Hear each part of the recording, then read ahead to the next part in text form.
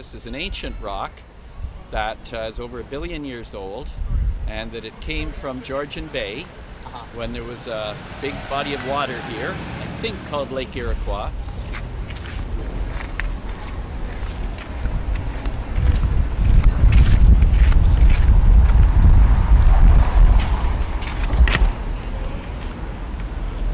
The rock was carried down here in an iceberg, and the iceberg melted and the rock dropped to where it is now.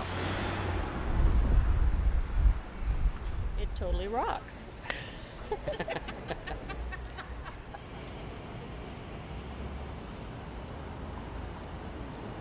It is crazy. 1.5 billion years old. That's amazing. It doesn't look a day over 1 million.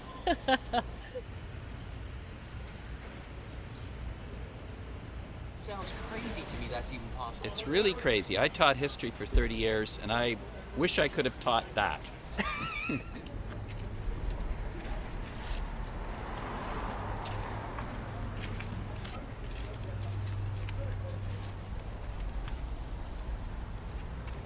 We have 4 parquets going into the Annex, and this one will go into the pollinator garden for birds, bees, and butterflies. It'll be planted right in the center of that garden.